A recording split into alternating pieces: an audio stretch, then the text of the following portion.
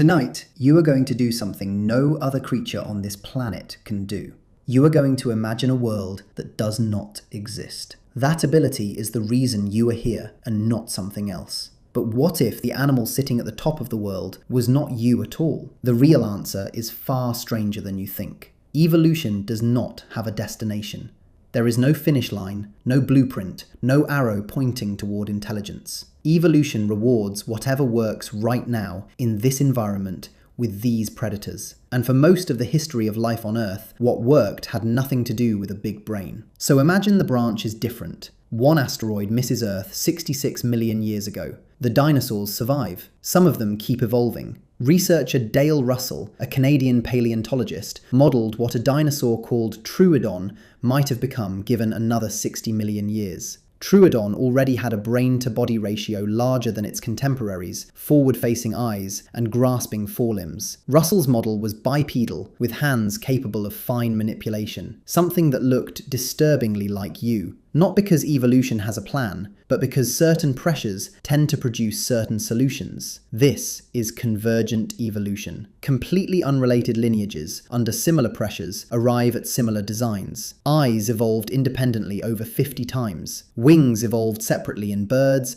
bats, and insects. If intelligence is useful enough, the pressure toward it may be almost inevitable. The question is not whether something intelligent would evolve. The question is what that something would be built from. Consider the octopus. Its last common ancestor with you lived over 500 million years ago, and yet it evolved a nervous system of extraordinary complexity. Researcher Jennifer Mather at the University of Lethbridge documented play behaviour, individual personality, and tool use in octopuses. They open jars. They recognise human faces. What would a world look like if that lineage had crossed the threshold? No fire, no metal, but perhaps a civilization built on chemical communication and bioluminescent signal. A world unrecognizable in every detail, and yet solving the same ancient problems. Or consider the crow. Researcher Alex Taylor showed that New Caledonian crows solve multi-step puzzles requiring causal reasoning. They plan, they deceive, they remember human faces and pass that information to their offspring. If evolutionary pressure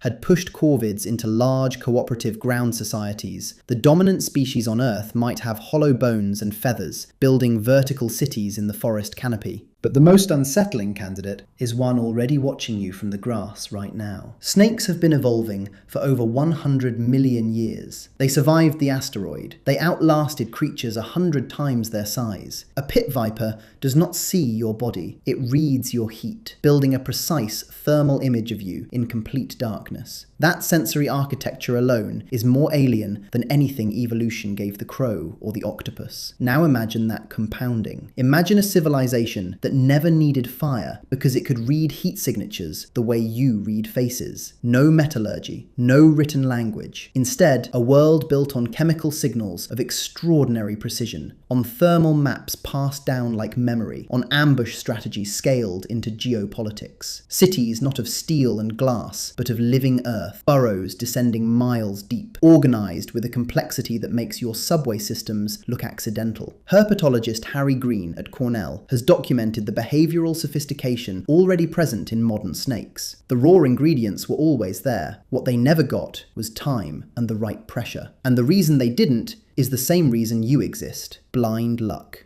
What this tells you is uncomfortable. You are not the inevitable outcome. You are one answer to one set of questions asked at one particular moment. Anthropologist Robin Dunbar at Oxford argued that human social intelligence emerged primarily to manage the complexity of large social groups, not to understand physics, not to write music, to track who is allied with whom, who owes a debt, who can be trusted. Everything else you do with your brain is a byproduct of a social tracking system built for groups of around 150 people. Your deepest cognitive gift is not logic, it is gossip. A different animal would have a different gift. An elephant might have produced a civilization organized around long-term consequence, where decisions are evaluated across generations. A wolf might have built something radically more horizontal, a civilization without kings. A whale might have stored all history as song. None of these worlds exist, but they could have. And that is the mirror this question holds up to you. You are not asking what a different animal might have built. You are asking what assumptions are baked into the civilization you actually live in. The competitive economy, the vertical hierarchy, the obsession with individual identity. These are not features of intelligence. They are features of primate intelligence. Tonight, when you look in the mirror, you are not seeing the only possible answer. You are seeing one particular animal that got lucky in one environment at one moment in 4 billion years of experiments. Every thought you think is a primate thought, and the most human thing you can do is to look at that fact directly and wonder.